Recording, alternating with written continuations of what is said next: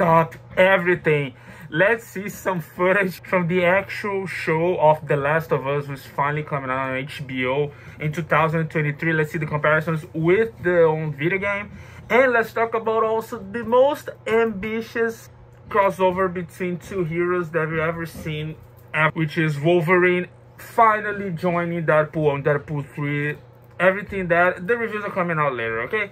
And don't forget to leave a like, subscribe, and let's go to the review. I don't have the lightsaber, so I don't have any. So let's start out pointing out that, you know, The Last of Us, if you never played, you know, The Last of Us, in this big piece right here is my PS5, because my room is definitely totally destroyed, so I cannot record any video whatsoever over there. I can't even stand up over there because there is no floor. Okay, so I'm in my, you know, this is next to my mom's room, so I'm alone here, so I can finally record this video because I cannot stop to record this video because this is The Last of Us. You know, if you never played The Last of Us, I recommend that you stop what you're doing right now, go to the PlayStation Store and download this game. If you have the PlayStation 5, it's easier because you can have the PS Plus and then download the remaster from the PS3 edition to the PS4 edition. And there's also the remake, almost a remaster from the PS4 to the PS5, which is even greater, but it's, you know, more expensive. So, but I recommend to play any of those games because it is a crazy, outstanding story between Ellie and Joel, which, if I'm not gonna spoil too much from the game, but if you're here, you already played the game, you know what I mean? So Ellie and Joel in their adventures of finding the cure for this disease that happened in the future, which is 15 years after Joel lost his daughter. So this connection between him and Ellie also is because of how connected he is with his daughter and the traumas that he carries on. So let's see some pictures about all of this that I'm trying to speak of, okay? Okay, so first of all, if you see the pictures that we have here from the, I got a little bit of pictures on the trailer so we can analyze to see how close are they to the game. So this first one, we can see that it's a very close picture, if you can remember. After the first scene from the game where Joel and his brother are fleeing with their daughter, and then the daughter is killed, and then there's a close time between this period and then the future, which is like 15 years, 10 years, or something like this. And this looks like the city from the beginning of the game that him and Tess try to go out to see, you know, their leader or something like this, like a guy. This is really close to the beginning of the game. It looks already just like, if you see in the back, you can think about, oh, this is really Joel that we're seeing from the game to real life, you know. And then you see this take that we have from the trailer, which is the very close bond that he has with his daughter, which is his watch that was broken because it was a watch that her daughter gave to him as a gift from his birthday, which was also the day that she was lost, and this was the last thing that he had from her, you know. So it is a thing that it is very important to the saga. Let's see how close are we gonna see him with his daughter, so see all his traumas and these things that he is passing through to Ellie also. And then this one is, there are two pictures. There's this picture, which is the part of the city, which is every time that we're playing the game, we're trying to infiltrate some border or some fortress there is on the city that people build to protect themselves from the outside world. And this is one of them. You can see this also, you can see how well designed it is and how faithful it is to the game.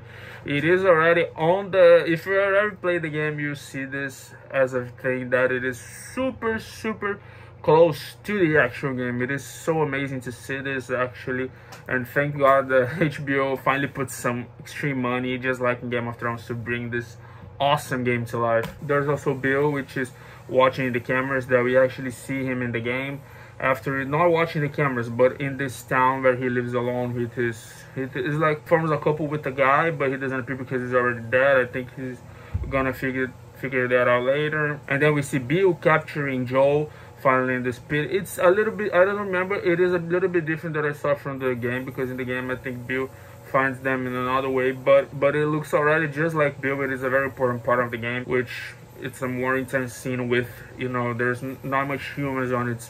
It's much more battling against the zombies, and we didn't see much of the zombies in this, but we saw a little bit of the clicker show in the end. And then we see them getting hindered from the zombies. You can remember the scene from we are in this building where it's a very dark building, which is one of the first things that we see from, I think, from the clickers or the zombies, which is you need to be hidden to try to kill them, because if you try direct combat, you're gonna get killed easily unless you're very well armed with ammunitions. But we already know, like, in the game we don't have a lot of ammunition to be battling against all the zombies.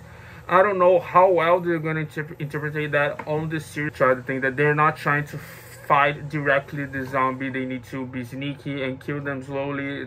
I think we're gonna see a lot of this, like, times that they're gonna fail and just need to direct contact with the zombies. This shows a lot of the atmosphere they're gonna face in the scene, and I recommend, of course, if I think you have already watched the trailer, but watch it again, you're gonna see all those aspects on it. There's a lot of take of Joe being interpreted by Pedro Pascal. Pedro is just amazing. No, he did Mandalorian, so I have him on my favorite list. I didn't imagine he would be so great as Joe. He already interpreting Joe just like in the game. You know, he's not exactly like Joe, but he has a lot of resemblance. Their hair is just like it. This beard that he has, all this face that he does, which is a very heavy face of sadness and depression, and the things that he's going through in his life, in his head, the responsibility that he has with Ellie also, that is being developed over and over in the series. He's going to be developing this, and the game developed that also, and I'm so pumped to see him on this role, you know. We see another part of the scene, which is, if I'm not mistaken, this looks like the city that he flees in the beginning of the game with Sarah and his brother. When they're fleeing, there's an explosion with a lot of zombies and people running around. This scene in the game was amazing. I think we're gonna see it, maybe not in the first episode, because I don't know how, maybe the director wants to see this as like a flashback from the scenes, like he has some flashbacks and then we see the whole picture after it. I hope is the first episode. I hope the first episode is just this, you know, the scene and maybe a bit of him and Tess, you know. And then there's the one of the final scenes, which is them bonding finally, them riding horse together, and you know, I don't even know what to say. Like, this series is gonna be maybe the best series in 2023 so far. I'm so hyped to see this. If I could see now, I would. I'm so happy to see it, and I hope there's more gaming series that are gonna go through it. Maybe this would be the best one that we had, like, ever, you know. I'll make a video later about all the adaptations that we had in the movies, the worst ones, and for me, my personal favorites, you know. And let me know in the comments what you like about this trailer. Are you thrilled to see this at least as I am? Have you played The Last of Us 2? Which is a thing that can be, you know, adapted later, right? Anyway, just leave a like, leave a comment. But don't forget that we still gotta talk about a little bit of Deadpool 3. Oh my God, you know, you guys don't know me, but I am a huge fan of Deadpool. Way before Ryan Reynolds came with the idea to make Deadpool on movies. I heard about Deadpool after that failure of a movie, that X-Men Origins Wolverine, which happens to have a Deadpool in. It was pretty bad, and there are a lot of people in the not in the internet, but some old people said, oh, it wasn't so close to the original one. So I went to know what was the original Deadpool, you know. So when I saw it at first, I was like, wow, I was so happy, because there was also the video game from Deadpool that they had. And then I didn't play the game, but I saw a lot of gameplays, and then I fell in love with the character. And then I bought some comics that I had. I had some comics about Deadpool, you know, some stories that he had with lots of adventures, and his way of speaking, his comic relief, this blood, there's everywhere, just everywhere, and the violence that it comes with him. And the best thing about it is the comic relief and also the violence, which is a thing that most people loved it in the first movie, loved it in the second movie, and I cannot imagine this third movie being as bad. But you know, the comedy needs to be most focused on Deadpool and the relationship that he has with Wolverine. But of course, Wolverine can have a lot of comedy involved in it, but it is the fun part, which is the contrast between Deadpool and the contrast between Deadpool and Wolverine, you know, because they are so different. Deadpool's so easygoing, he doesn't care about anything, and Wolverine's so worried about everything. He's a very overprotective guy with everything. He's just focused on the mission. Deadpool is focused in nothing, you know. But there are a lot of similarities. They are almost immortal, because you cannot kill them anywhere. So I'll be so thrilled to see that. There was also a video that Hugh Jackman and them, made the revelation that it's gonna be the movie, but then they explained that, Logan, the movie Logan, this was a different Wolverine. He died in 2029.